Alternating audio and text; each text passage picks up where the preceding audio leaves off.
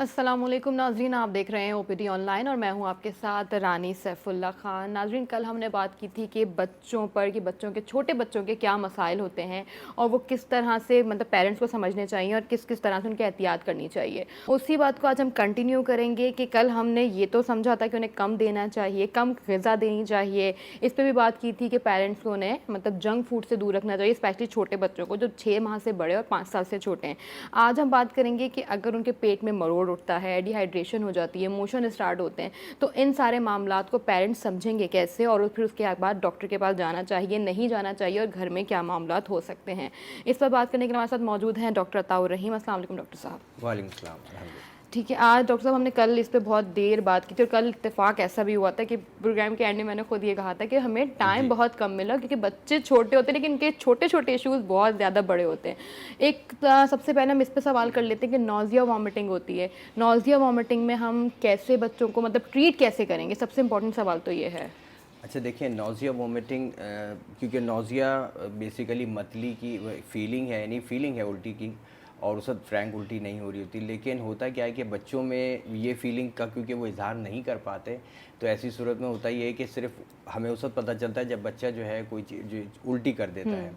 अच्छा, इसमें भी दो तीन चीज़ें आ जाती हैं। एक तो ये है कि एक दफ़ा अगर उल्टी हो गई और उसके बाद आप उसको फौरी तौर पे कुछ ना दें। बेसिकली करना यही चाहिए कि अगर बच्चा उल्टी कर दे तो फ़ौरी हमारे होता है कि अब जैसे चाहे दूध पिलाया था या कोई चीज़ खिलाई थी और उल्टी हो गई, तो हम परेशानी में आके फ़ौरन उसको फिर कि खाली पेट रह जाएगा, भूखा रह जाएगा, तो फिर उसको फीड करते हैं और होता क्या है कि फिर दोबारा से वोमिट होती है। ठीक है। जैसे मैंने कल भी कहा था कि मेन वजह जो है वो गैस्ट्राइटिस है। अच्छा, गैस्ट्राइटिस यानी थोड़ी सोजिश हो जाना मेले पे। अब बच्चा कंप्लेन तो नहीं कर सकता, बता नहीं सकता, इवन दर्द का भी छोटे बच्चे नहीं बता पाते, सिवाय इसके कि या तो वो रो रहे होते हैं, तो उससे हमें आइडिया होता है कि नहीं ये कंफर्टेबल नहीं है। और दूसरा ये कि बाद बच्चे बहुत खामोशी में उल्टी कर जाते हैं। अमूमन रात को आपने बच्चे ने अगर लेट फीड लिया या कुछ खाया, उसको लिटाया, तो रात को बच्चे अक्सर उल्टी कर। अच्छा, इसमें कई चीज़ें आ जाती हैं। एक तो ये देखना होता है कि उल्टी की जो नेचर है वो यानी खाने के फ़ौरन बाद हो गई या कुछ देर बाद हुई, आधा घंटा घंटे के बाद उल्टी हुई, उसमें दोनों में फ़र्क आ जाता है। एक बात। दूसरा ये कि स्मेल ऑफ द वोमिट होता क्या है कि बहुत ज़्यादा हम कभी कहते हैं बच्चे जब वोमिट करते हैं कहते हैं बहुत शदीद स्मेल आ रही थी उसमें अमूमन, और बच्चों के फिर मुंह से भी आ रही होती है स्मेल, तो अमूमन वायरल जो है इसकी वजह होती है, वायरल कॉज होती है, जिसकी वजह से बच्चों में आपको बाकायदा एक फील होगा कि स्मेल भी बहुत ज़्यादा है। अच्छा। ना सिर्फ वोमिट में बल्कि उसके साथ साथ उनके मुंह से भी स्मेल आ रही होती है। मतलब हम इस पे अब हम डिफरेंशिएट कर रहे हैं कि अगर स्मेल आ रही है बच्चों की वॉमिटिंग में तो फिर आपको फिर क्या करना चाहिए, अगर नहीं आ रही तो करना क्या चाहिए? जी, अब इसमें ये होता है कि अब वजह जो बन रही है वो गैस्ट्राइटिस है मोस्टली, मतलब मैं कहूँ ज़्यादातर। तो ऐसी सूरत में आपने करना ये होता है कि कोशिश करें कि डॉक्टर से ज़रूर रुजू करें, क्योंकि ऐसी सूरत में प्रोटॉन पम्प इनहिबिटर्स हैं या हम दूसरे यानी एंटी आप कह लें कि अल्सरेंट टाइप की जो मेडिसिन हैं वो दी जाती हैं, ठीक है, ताकि बच्चों की जो ये गैस्ट्राइटिस है वो हील हो सके। अगर फ़र्ज़ करें कि अभी डॉक्टर के पास अप्रोच नहीं कर सकते, रात 11-12 बजे ऐसी कोई चीज़ हुई है, तो ऐसी सूरत में एक काम ये किया है कि शहद जो है, थोड़ा सा शहद बच्चे को पिला दिया जाए और उसके बाद आधे पौन घंटे तक कुछ ना दिया जाए। ठीक है। ये बात जहन में रख लें कि आधे पौन हमारे यहाँ होता है कि जैसे अब कुछ कोई फ़र्ज़ करें, इवन मैं ग्रेविनेट का नाम लूँ, सिरप बहुत कॉमन है, बच्चे लोग यूज़ करते हैं बच्चों में उल्टी के मतली के लिए। उसके फ़ौरन बाद अब इवन तो बच्चे वो भी उलट देते हैं, दवाई भी उलट देते हैं, लेकिन अगर नहीं भी उलट रहे तो उसके फ़ौरन बाद आप कोशिश होती है कि अच्छा अब इसको कुछ खिला दें। ये इंतहाई गलत है। अच्छा जी, तो ऐसी सूरत में आप शहद का इस्तेमाल करें और उसके बाद फिर थोड़ी देर रुकें, ना पानी देना कुछ, ताकि एक्चुअली आधा घंटा रुक जाए, आधा घंटा रुक जाएं, थोड़ा वेट करें, उसको हील होना दें एक्चुअली। तो अगर कोई दवाई नहीं है तो ऐसी सूरत में दिया जाए, और बाद में ये होता है कि सिर्फ थोड़ी सी क्वांटिटी दूध पिला के, बहुत थोड़ी सी, और उसको रोक दिया जाए ताकि वो जो एसिड है वो न्यूट्रलाइज हो। ठीक है डॉक्टर साहब, ये भी हो सकता है कि अगर हम दूध में थोड़ा मतलब पानी मिला दें उसको थोड़ा और लाइट करने के लिए। अच्छा, इसमें डिपेंड करता है कि देखें फार्मूला जो मिल्क आते हैं अमूमन वो दिए जा रहे होते हैं, मदर मिल्क पे तो दैट्स फाइन, लेकिन अगर फार्मूला मिल्क पे भी हैं तो उसको डाइल्यूशन का ऐसा नहीं है सच, उसका जो स्पेसिफिक तरीक़ेकार है, चाहे वो 3 स्कूप से बन रहा है, 4 स्पून से बन रहा है, वो उसको आप वैसे दें, उसमें कोई हर्ज नहीं है। ठीक है। अच्छा, एक और बात यहाँ पे ये था कि मोशन होते हैं, उल्टियाँ होती हैं, हमने वॉमिटिंग पे तो बात कर ली है कि अगर वॉमिटिंग हो रही है तो हमें डॉक्टर के पास कब लेके जाना है और फिर उसको कैसे हील करना है, लेकिन अगर मोशन स्टार्ट हो गया बच्चों बच्चों को, और मोशन और समटाइम्स ऐसा भी होता है कि मोशंस भी हो रहे हैं, वॉमिटिंग भी हो रही है। डॉक्टर जी। साहब इस पे बात करेंगे, इसी सवाल से कंटिन्यू करेंगे। नहीं, कॉलर हमारे साथ मौजूद है। अस्सलाम वालेकुम, कौन बात कर रहे हैं, कहाँ से? मैं रोहिंग्या से बात कर रही हूँ। नहीं, जी कहिएगा। थोड़ा टीवी का अस्सलाम वॉल्यूम वालेकुम डॉक्टर साहब। मुझे आपकी आवाज़ क्लियर नहीं आई है, ना ही आपका मैंने सही से नाम सुना। अपने टीवी का वॉल्यूम कम अस्सलाम कीजिएगा। वालेकुम। अस्सलाम वालेकुम डॉक्टर साहब, मैं रोहिंग्या खान से बात कर रही हूँ। नहीं, वालेकुम सलाम। टीवी का तो वॉल्यूम मैं- अपना थोड़ा कम कर लें ताकि हम आपको सही से सुन सकें। डॉक्टर मेरे साथ ये मसला है कि मेरा सुबह सुबह नाश्ते करने को बिल्कुल देखने को नहीं मिलता। मुझे कितनी सोजिश हुई है, वोमिटिंग से भी आती है और अच्छी तरह से खाना भी नहीं खाया जाता, हजम नहीं हो रहा खाना। ठीक है। अच्छा डॉक्टर काम करती हूँ दोबारा तो आप आपकी आवाज़ थोड़ी सही सी से, आवाज़ आपकी डिस्टॉर्ट हो रही है। मेरे ख्याल से इन्होंने एक तो ये बताया कि इनको मैदे में सोजिश है और खाना नहीं ठीक है। खाया जा रहा, और खाना खा भी रही हैं तो वो हजम नहीं हो रहा। हजम नहीं हो रहा। ठीक है। अच्छा, इसमें बहुत सारे फैक्टर्स हैं, जैसे हमने कल भी बात की थी और भी कॉलर्स जो है वो कंसर्न रखते हैं, पेशेंट्स हैं इस हवाले से। इसमें प्रॉब्लम वही आती है, या तो गैस्ट्राइटिस हुआ हुआ है या खुदा ना खासा अल्सर ठीक है, और रिफ्लक्स डिजीज़ में ही होता है बेसिकली, या ऊपर की तरफ आ रहा है तो उसकी वजह ये होती है कि मैदे का मुंह जो है वो थोड़ा अब खुल गया है, टाइट नहीं होता जो बंद सही होना है। चाहिए, तो उस वजह से भी हो सकता है। 12 प्रोग्राम के बाद आप मुझे कॉल कर लीजिएगा, मेडिसिन में आपको एडवाइस कर दूंगा इस बारे में। ठीक है डॉक्टर साहब, हम कल भी देख रहे थे, जो कल भी कॉल्स आ रही थी और आज भी, ये मेरे ख्याल में मेजॉरिटी को यही प्रॉब्लम है कि मैदे में सोजिश है, खाना नहीं खाया जा रहा, और जो लोग खा लेते हैं फिर उनका हजम करना काफ़ी मुश्किल है। एक और कॉलर हमारे साथ मौजूद है। अस्सलाम वालेकुम, कौन बात कर रहे हैं, कहाँ से? हेलो, अस्सलाम वालेकुम, वालेकुम अस्सलाम। कौन बात कर रही हैं, कहाँ से? जी मैं तैयबा बात कर रही हूँ महमूदाबाद से। जी तैयबा, कहिएगा।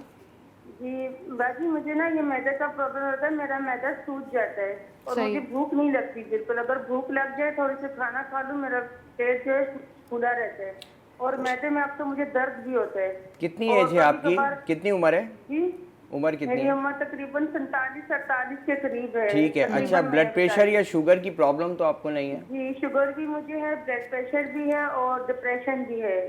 ठीक हो गया।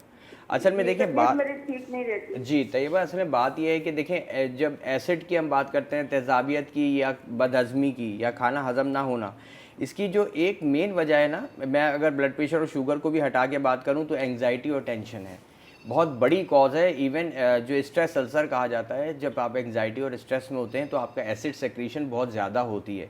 तो पहली बात तो ये है कि आपको स्ट्रेस जो भी है उसको रिलीज़ करने की ज़रूरत है। अगर मुझे नहीं पता है कि आप कोई एंटी डिप्रेसेंट मेडिकेशंस पे हैं या नहीं, बहरहाल ऐसी सूरत में ज़रूर डॉक्टर को आपको बताना चाहिए, और इन केस अगर कांटेक्ट नहीं होता आपके अपने डॉक्टर से तो आप मुझे कॉल कर सकते हैं।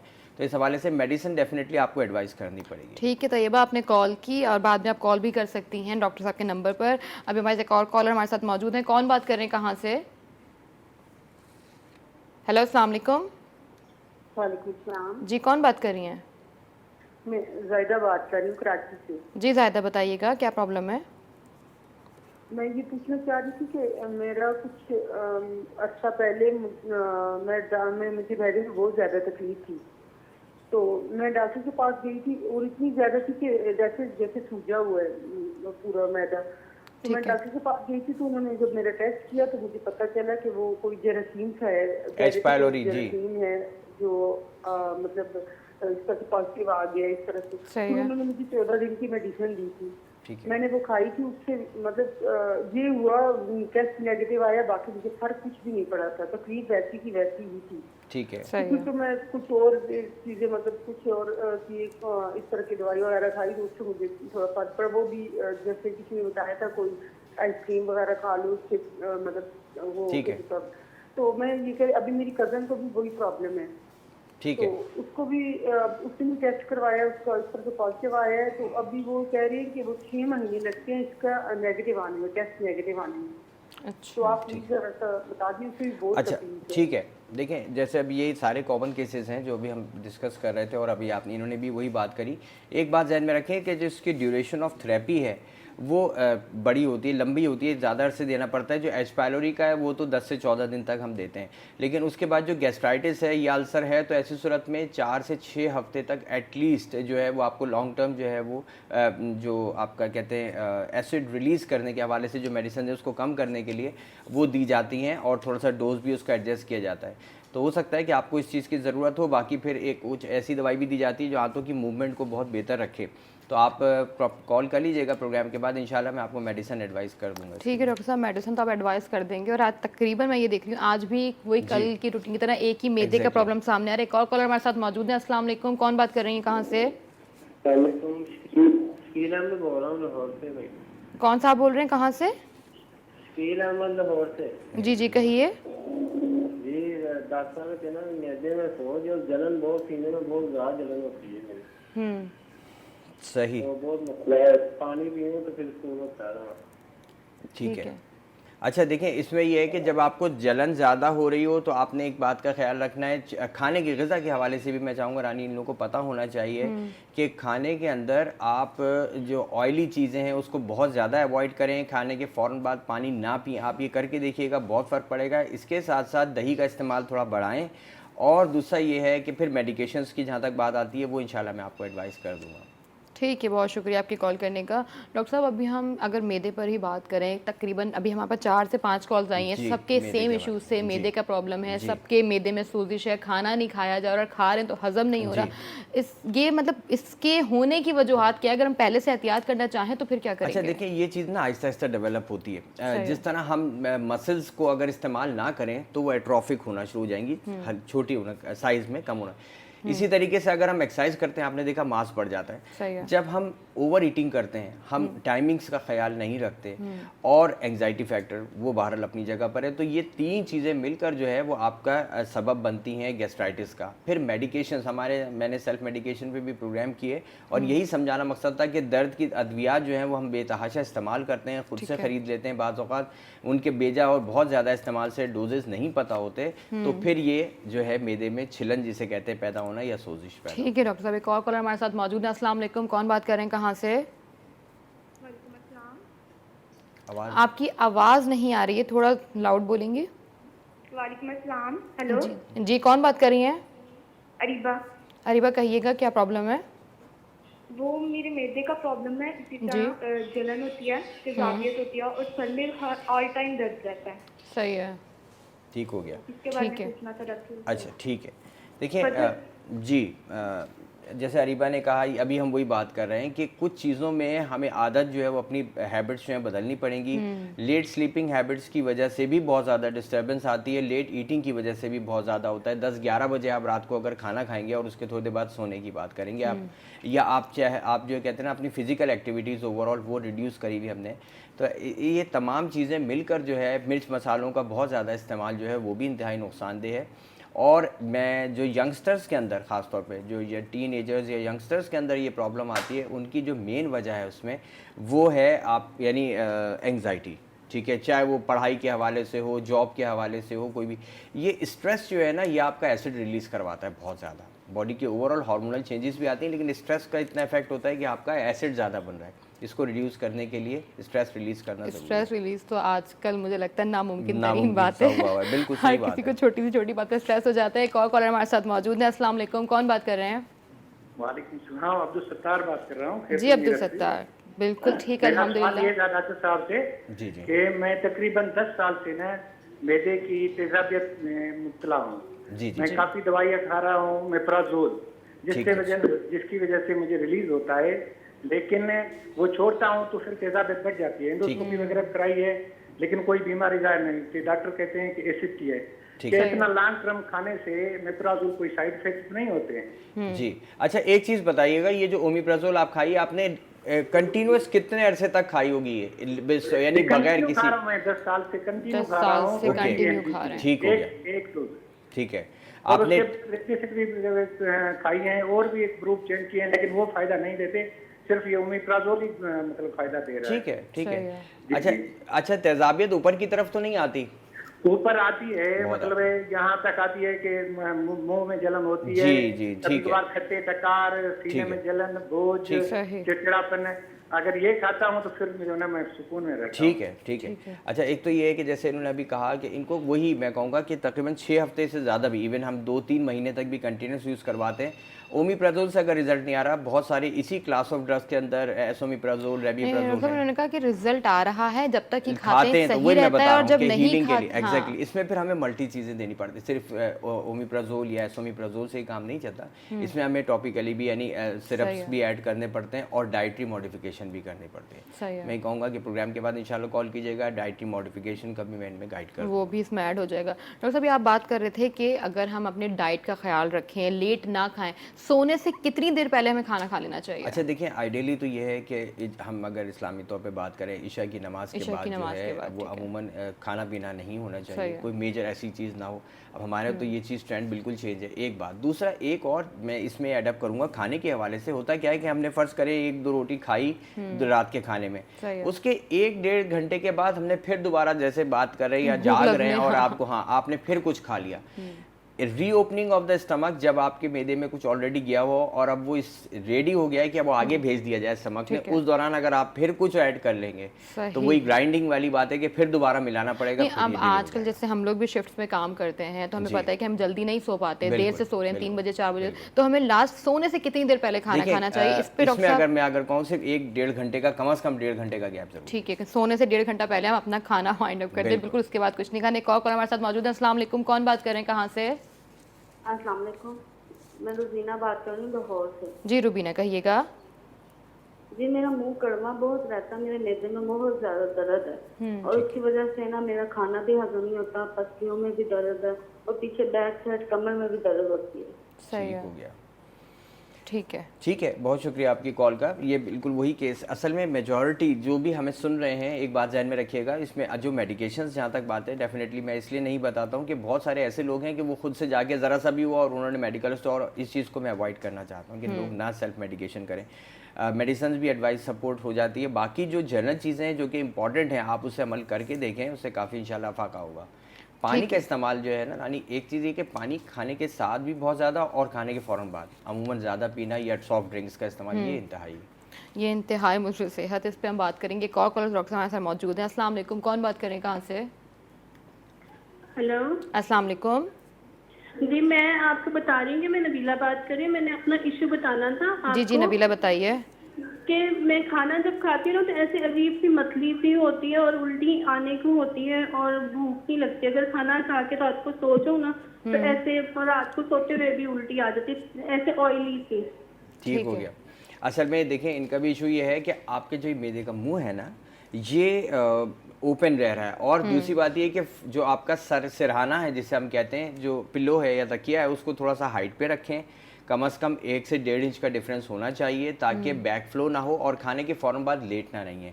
खाने के पौन घंटे तक एटलीस्ट 45 मिनट्स तक आप एटलीस्ट जो है वो सिटिंग पोजीशन में रखें अपने आप को। उसके बाद फिर आहिस्ता आहिस्ता आप चहलकदमी करें ताकि थोड़ा सा फूड कंटेंट भी नीचे की तरफ जाए और आंतों की मूवमेंट भी बेहतर हो। तो ये चीज़ में वैसे ही काफ़ी तौर पे बेहतरी आएगी।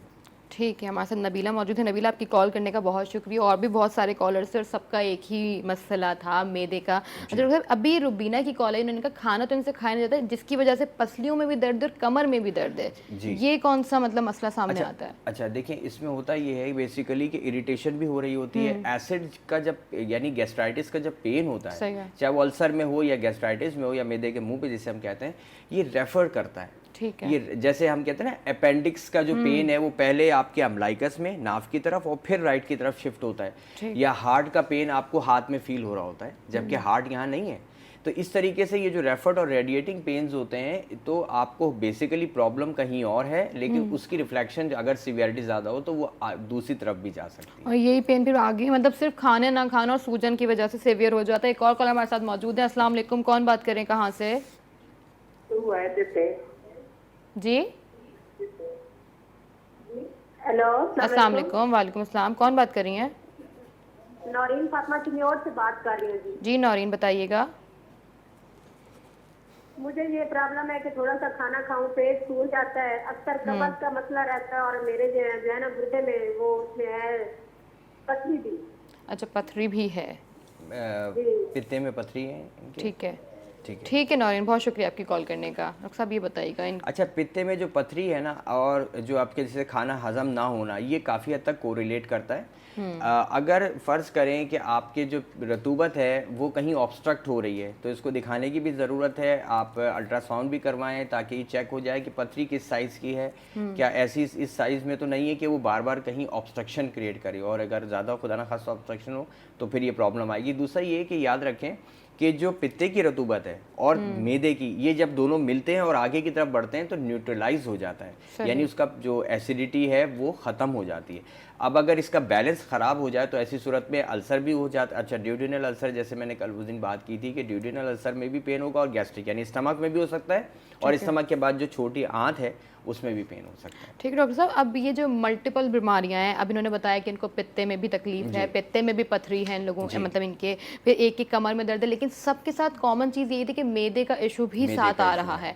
तो ऐसा भी पॉसिबल है कि ये लोग अपनी जो दूसरी बीमारियों की दवाइयाँ खाते हो, इस वजह से मैदे में कोई प्रॉब्लम आ? मेडिकेशंस में होता है, अगर एनाल्जेसिक्स का मोस्टली जो है वो ज़्यादातर एनाल्जेसिक्स यानी दर्द दूर करने की जो अद्वियात हैं वो मेजर कॉज है, मेजर लीडिंग कॉज है, जो कि आपके स्टमक में तेजाबियत भी बढ़ाता है और गैस्ट्राइटिस या अल्सर भी कर सकते हैं। ठीक है, और नॉर्मली हम लोग यही करते हैं कि अगर कहीं पे पेन हुआ तो हमने पेन किलर जी हाँ, खाई और पेन किलर और खा बाद के, में तो जब हमारे पास पहुंचते हैं तो बहुत सारी सीवियर वो मेडिकेशंस इस्तेमाल, नेप्रोक्सेन और पता नहीं क्या कुछ ले चुके होते हैं।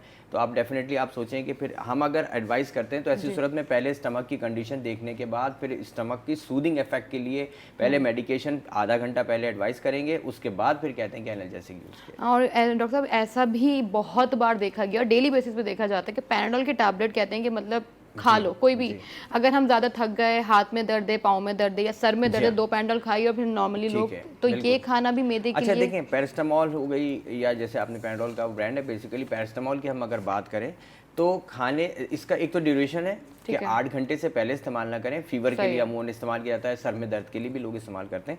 2 सुबह, 2 दोपहर और 2 शाम से ज़्यादा का डोज। इससे मैदे पे इफेक्ट होगा कुछ? बहुत शदीद होता है, मैदे से ज़्यादा इसमें फिर लिवर पे भी बहुत जोर। ठीक है, मैदे पर भी इफेक्ट होगा और लीवर पे भी इफेक्ट होगा, तो इससे बेहतर ये है कि आप खुद से कुछ ना कहें, डॉक्टर के पास जाएं या फिर डॉक्टर साहब को कॉल कर लें। हमें कॉल करने का बहुत शुक्रिया। प्रोग्राम का वक्त नाज़रीन यहाँ पे बिल्कुल ख़त्म हुआ है। आज जो टॉपिक था हमारा वो आज भी मतलब प्रोग्राम पे नहीं रहा। हम इस बात पर बात करते रहे कि मैदे में जो सोजिश और कॉलर्स हमने लिए बहुत सारे, थैंक यू सो मच, आप सबने हमें कॉल की। प्रोग्राम का वक्त यहाँ ख़त्म हुआ है। डॉक्टर साहब आपसे भी ज़्यादा चाहेंगे। थैंक यू सो मच, अल्लाह हाफ़िज़।